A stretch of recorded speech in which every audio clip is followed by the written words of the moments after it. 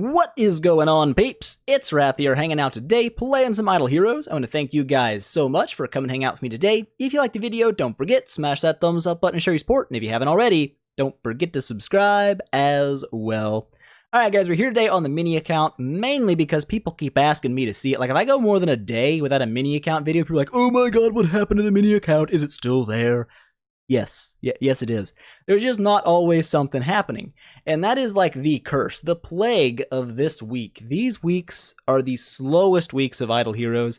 Honestly, they're like really hard to make content on. It's not easy. There's not much going on. And honestly, here's Wrath's idea. Okay, we'll just, before we jump into actually doing anything, which there's not much to do, FYI, we're just going to push the tower a little bit, try to make it to the 450 waves where we start hitting 10 stars. That's the game plan for today. But before we jump into doing that, what I want to do is share a little bit of an idea that I've got for what I call the dead week, and that's what this week is. This is the worst week. Like, casino events, as slow as they are, they're not that bad, okay? These weeks here, awful. Absolutely terrible, because they don't really do anything for anybody that you couldn't substitute a better event in for. So here's my plan. This is, if I was a dev, if Wrath had the dev, I don't know, controls in his hands and I could make things happen, here's what I would do. I would take the Mysterious Chest event, and instead of making it a week-long event, I would make it a monthly event, okay? I'd put it in right down here or wherever the crap you want to put it. I don't really care. I would take every single cost of gems in each of these deals, and depending on, how it went, I would either triple or quadruple both the contents of the chest and the cost of the chest. To me, that makes the most sense. So instead of this being a 6,000 gem chest for 50 orange artifact shards, 25,000 guild coins, instead it'd be a month-long chest. Or you don't have to double it, you don't have to triple or quadruple if you don't want to, you can just double it, doesn't really matter. But either way, I would boost the cost and boost the rewards. So it would, make sense in a monthly event kind of capacity. So if you wanted to double this, that's fine. 100 artifact frags, 50,000 guild coins, and either a hero and a skin or whatever the crap you wanted to throw in as your extras on this one, but make it cost 12,000 gems. The idea is, A, this gives you 4 times longer to gather your gems together than just 1 week. You would have a plethora of weeks to sit there and gather your gems with an idea of what you wanted to spend them on. Instead of just getting 8 orbs, you'd get 16 orbs, whatever the crap it's going to be. Take the Mysterious Chest event, get it out of the weekly event space, because it's nothing. It is not a weekly event. It's a 10-second long event that if you planned for it, which you should have, you'll have the gems to buy everything you need pretty much as it comes up. Boop, grab that out, and we'll grab this out. There we go. And that's all I really care to buy. I mean, I might buy this later down the road. It won't take me long to get there. Buy that maybe if I really want to. But the idea is, it doesn't really deserve a weekly spot, because it's not really event-based. There's nothing that happens around it. It's just spending gems. That's literally all it is. There's nothing to it. So I would move that to your monthly event slot and make the Cotton Candy Cart this item exchange event that pops up once a month and is boring as balls, because all you're doing to complete the event is this. Satisfying. Is that not satisfying? It's not satisfying. Of course it isn't. It's boring as crap, because you do that anyways. This is something you already do every single day. You gather your loot, you get your rewards, and you back out. Except for this week, in the guise of an event, you do it to get extra special stuff, which I'm not really high up on. My rewards are not as high as other people's. I don't really care. These events are so boring to me, I don't really care to get on the game. That's the problem, is they're so boring, I don't even want to play the game all week. That's a bad thing. You don't need events that way. So what I would do is make this a secondary event. Kick this down to Mysterious Chest spot, which Mysterious Chest would be vanished. It'd be over here in the monthly spot, okay? This would be the new secondary event, the supporting event.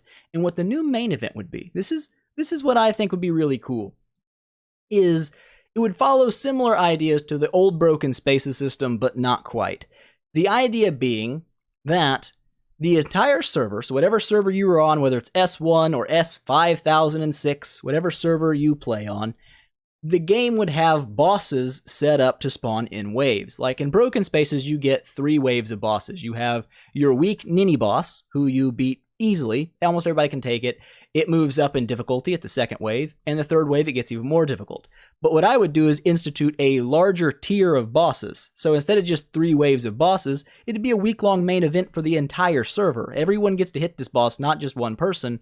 You would make, like, say, 10 waves of bosses with varying difficulty. You know, by the time you get to boss 5 or boss 6, it's an incredibly difficult fight that E3 teams are going to have to jump in there to do a lot of damage on. And here's what I would say. Have it, you gotta have it somewhat future-proofed in the, like the spirit of Seal Land, where there's 20 waves of Seal Land, but even the best teams that I've seen have not cleared past wave 13 yet. 13 is the highest I've seen anybody clear. There might be somebody out there with a higher one, I don't know, but no one has made it to 20. Not a single person, and this has been out for months. So the idea would be, make your boss system a similar system. Make it future-proof, have bosses that will spawn that people literally will not be able to beat in a week. It's just not possible, okay? That's fine with me. I don't care. It allows for progression down the road. That's a good thing. But, yes, I would have it in the similar guise of Broken Spaces, but with 2 different reward tiers. Not just a reward tier based on your damage dealt, but a server-wide reward tier to open things up with. So even your meaniest, miniest, little bitty, brand new player on a server would still be rewarded based on how well the server did fighting those bosses. 1, this gives everybody an incentive to pitch in, because the better your server does, the better everybody's basic reward is going to be. So you might as well push as hard as you can, help the team out, in this case the team is your entire server, and get as high as loot as you possibly can. But a second reward tier system would be based on individual performance. This gives your whales something to really push for, and make the reward obviously very good for the individual performance. So if you did the most Big Mac Daddy damage of all the people over every boss that popped up, you were #1 king of the boss damage, have that person get a really good reward. So it incentivizes people to do their best. But this is, I would say, good for the game in 2 ways. 1, as of right now, when you reach the true end game, okay, if you are at the point where you have all your guild tech is maxed, you essentially do not have a single use for a PvE team anymore. You don't need it. You've already got all your guild coins. You've most likely smashed to at least Hell 50 in the Aspen Dungeon. You don't need PvE units any longer. There is no in-game PvE, and I think that's a really big issue. There's no reason that the end game should be entirely one-sided on units. So if you introduced a system like this where there was an event every single month that required you to have a good in-game PvE team, you essentially doubled the content of the game. The end game's no longer just PvP. You've now introduced an end game that revolves around PvE, boss battling, something that's kind of died in the end game now. People say, well, you've got Pray for Fire. But like I said, if you're at the end game with max tech, Pray for Fire doesn't mean anything to you. You don't need the guild coins. They're not really all that useful. Yes, you could buy some fodder here occasionally with it. Whoopsie doodles, who cares? But you don't need them super bad. They're just extra something to do. Plus, a lot of these end-game, quote-unquote, guild bosses really aren't that hard to fight. There's a couple that give people problems, Faithblade, Sigmund, stuff like that. But the majority of them are incredibly easy to beat. For in-game teams, all E3, it's not hard. You can smoke through them, no sweat. They're not really a challenge. This would change that. You would have an actual event based around PvE boss fighting that would require even the whaliest of the whales to have a god-tier PvE team if they wanted to win the event. And I think that would be really good for the game. Now, I know this has been a really weird start of a video, but I kind of wanted to pop the idea out there just because, A, there's nothing going on this week, so I might as well talk about what I would do differently if I was a dev. But I think that'd be a really cool idea. I would love it. I would think it's absolutely great because it's my idea.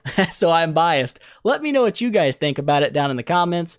But that's pretty much it for the event stuff. What we're going to do now is we're going to jump over and we're going to do some tower pushing. We're going to try to make our way up to at least 451. I would hope we can beat the Mickeys, but I don't really know, to be honest. And we'll try to take down the Karim monster as well. He usually gives people some problems. We'll see. But before we jump into that, some people they've already been asking, like, Wrath, I thought you said you're going to do giveaways. I know I said that. I did say that. And today, we're going to do it. We're going to do it. The last day of the first week of January. Now, for you guys, it may be day 8, depending on where you live. For me, it's day 7. So, today's codes are going to be read aloud. Okay, that's how we're going to do it. They are both for $25 each. There is one for the iTunes Apple Store, whatever you want to call it, and one for the Google Play Store. So, the Apple Store. Your code is, get your pen down or your redeem button open, whatever it may be, and listen to my voice. It is XHD7NYTW8-2D6Y5GC. That is your code for the iTunes Store. I gotta breathe. It's hard to do that. That's not easy to do. It sounded easier on paper. It's not. With that out of the way, we now have the Google Play peeps up. So, for $25 in the Google Play Store, we have the code 8RPN3MFWKV983WGY. Ooh, did it. I got through them both. There we go. There are your codes for the weekly giveaway. I waited till the last day, not on purpose. I was actually going to do it yesterday, but Amazon banned my account. I guess I bought too many at once, and they were like, you can't buy that many gift cards. You must have been hacked. I promised I wasn't hacked, but they didn't believe me.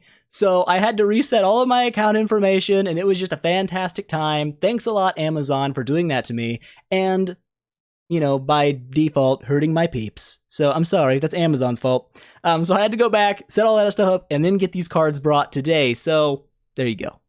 It's done. Look forward to those next week, and the week after that, and the week after that. They should be on the channel every single week. I'm going to try to do it the entire year long. $25 gift cards once a week, every week for both iTunes and for Google Play. That's the game plan. Now, if you do live in a foreign country, you won't be able to use those unless you have some weird workaround for your Google Play / iTunes store where you spoof your address or wherever you live. I don't know. I don't really get into it. But if you live in America, the United States of America, it should work just fine for you. Now, I hate that I can't do stuff for overseas peeps. I've talked about it before. It's just the way the world spins. I can't make it happen. I tried to make it happen. And they were like, hey, this is not just not going to happen. It's also illegal to make it happen. And I was like, whoa now, brown cow. I'm not into that. Not into that. So whatevs, not going to be a deal. Anyways, yeah, I'd like to get that done every single week. Ooh, look at these Margaret's putting up a fight. Margaret, how dare you? You saucy wench. Didn't matter. She died. Okay, so she tried, but it didn't make a difference. So we got Berea here. I'm going to do it like this for the Berea fight, just to get some HPs taken off of when they drop their active skills early on. Berea builds damage over time, so if you can get them to kind of hurt themselves early, it won't hurt you as bad later down the road, and that's kind of what we're going for here. Although we may not have needed to plan that far in the future. They're kind of getting pooed on. I like it. I like it when they get pooed on. It makes me feel good about myself.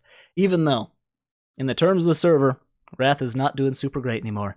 I need an event for progress, and that event is going to be whatever's next. Prophet Orb, Heroic Summon, I don't care. I'm going for it. I'm going all in for it. I've been doing maths, and I've been planning things. It's been a thing. Oh, we got the active skill chain dropping.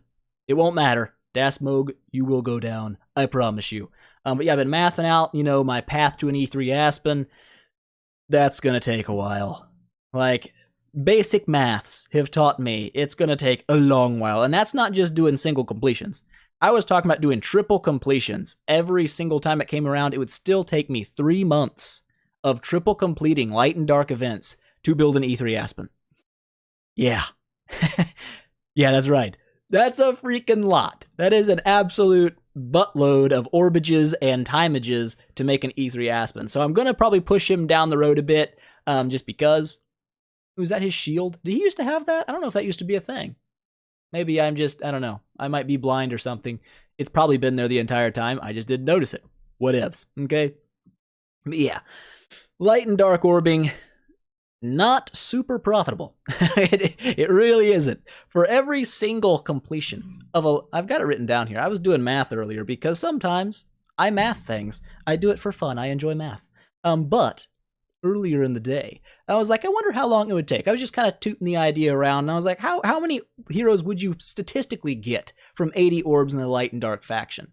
Now, this is including all the fusions you're going to be able to do with 4-star heroes that you get in shard form and straight up 4-star heroes. Every single 80 orbs you drop in the light and dark faction statistically will give you a total of 7 light/dark heroes. That's not light and dark. That's light or dark. That's either or. Okay? So 80 orbs for 7 heroes split between factions, and then 3 random 5-stars from other factions, because you're going to get the 5-star shards as well. That's not many. Just off the top of my head, I need 27 more dark 5-star heroes to get my Aspen up to 10 stars, to where I can start using random 9-star food to get them higher. I need 27 heroes.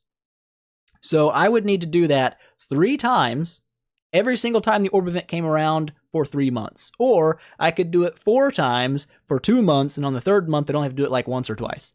Either way, it's ridiculous. Absolutely crazy amounts of stuff have to be done there. So I was like, maybe I'll stick with the regular factions just for now.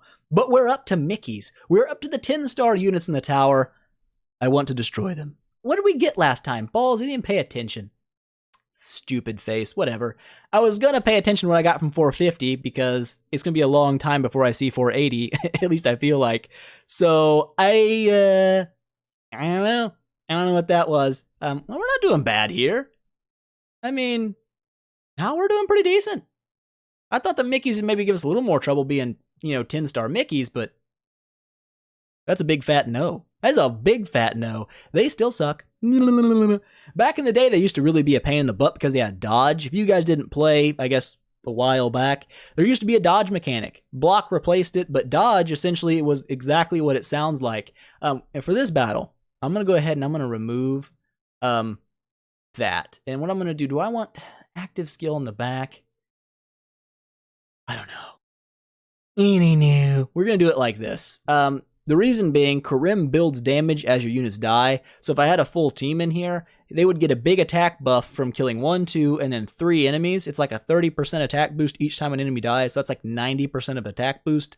It's a lot of extra damage I'd be taking. So I'd rather just kick those dudes out and try to do this way. We're going to see how it works. I don't know. Karim usually gives people problems.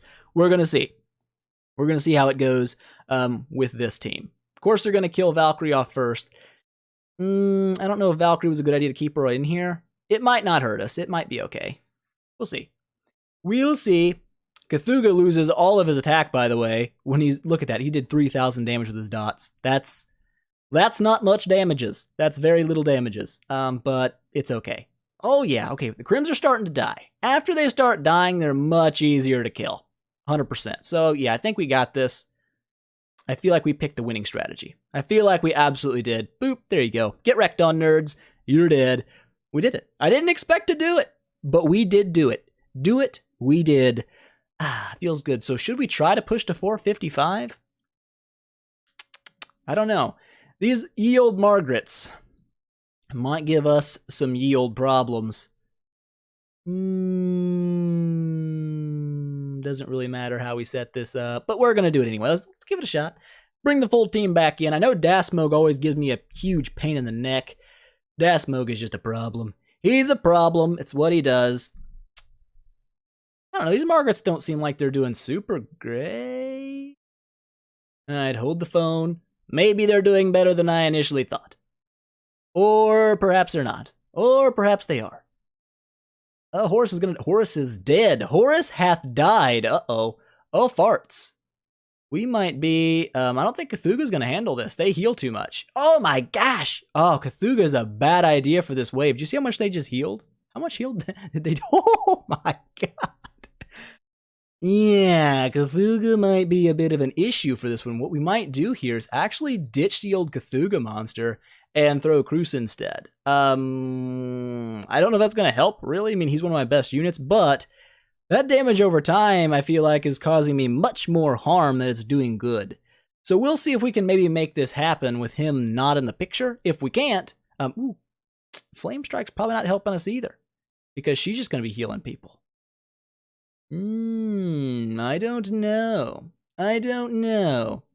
Okay, we've got 3 down. Oh my god, that poison dot's just like, hey, oh, suck it, nerds. We did it again. That's what I'm talking about, Horace. Why don't you just go poop on everybody? All right, that's what you ought to do, because you're good at it. If you're good at it, you're supposed to do it. But here we are. Ye old Dasmogs. They always give me fits. We may be better off pulling a similar strategy to Karim. In this case, not so much to, I don't know, avoid attack stacking, but because Dasmogs do get skill damage, and they also boost energy when anyone drops an active skill, they will successfully chain skill attacks on you as soon as the first person gets their skill proc. So maybe trying this with 3 units will be better, because I won't give them an active skill on round 1. That's kind of the idea here. Might help, might not make a bit of a difference. Oh, so much damage, so much damage. Wait a minute. Cthulhu, you are a god. I love you and your family. Oh, yes, just Yes. Ooh, orbs. Wait a minute. Okay, I'm dumb. 450 wasn't the big wave. I is dumb. Whatever. Alright, peeps. We're going back to the full-on lineup for Asmo because there's no reason not to. We're going to run both our big units in the front line because Asmo's basic attack hits the frontline units. I want them to get hit by Horace's block so that they take 20% HP damage immediately, but also stack that dot there for Cthulhu. I feel like this will be a pretty good strat. I mean, Asmo has some nasty burst potential, so you got to be careful. But if I can nuke them down fast enough, it won't make a huge difference. I said that, and then it was like, hey, difference made. Whew. Oh my gosh. Guys, slow your rolls. I mean, I'm telling you, Cthulhu is like, dude, I don't know what you're freaking out about, Wrath. I got you back like a butt crack. And he did. He absolutely did. Good job, Cthulhu. You and your King of Demons artifact, you're making me a happy man. But look at that Horus damage. Still dropping 6.8 million damage, and he died earlier. So, I mean, take from that what you will. But there we go, peeps. We have made it. I'm not going to continue to push because I don't want to go super crazy high. I'd like to leave at least some progress, even though I'm pretty sure Walter going to stop us pretty much immediately. We're pretty much stuck in the water right now anyways. But yeah, we got some Ice Blink nodes, Sleepless nodes. We've got some nodes coming up to beat. I'm pretty sure we can do it. I think we can handle it, especially if the next event is a profitable event. I should be looking at, like, I don't know, nearly 40 new fodders for the Abyss faction, because I'm planning to go all in, like, balls deep Abyss with the next Orb event. With 40 new heroes here, I should be able to fuse up 2 different 9 stars, which means I can 10-star somebody and then use them as food. Oh, I could. I might even use my Valk as food. I'm really I'm not even kidding. I've been debating dropping this lady for a while. She's just so boring. I've already got one. Everybody and their brother uses one. I kind of hate her. I kind of hate Valk now because she's been ruined. She's been ruined for me. So I don't know. We might end up using her as food just to do it. But double 9 stars here would mean I could potentially make one of them a 10-star and then E3 my Horus. I do want to get Horus to E3 just so I have some kind of resilience for the Aspen dungeon. It seems to make a lot of sense there to kind of push higher, get to hell mode as fast as possible. But then after that, I'll probably work on getting my Cthulhu to E3 just because I'm going to need him to be at E3 eventually anyways. And then it's probably going to be time to work on Flame Strike. So we're not quite there yet, but eventually down the road, she may very well be an E3 Flame Strike. We'll see how it goes. So, Horus, Flame Strike, still planning on double Cthulhu just for funsies. If I don't like it, not a big deal, I can swap it. That's how the game works. I could swap him for a Cruce or something, or a King Barton or a Scary. You know, there's options. There's options out there. I don't think I'm going to go for an Aura, though.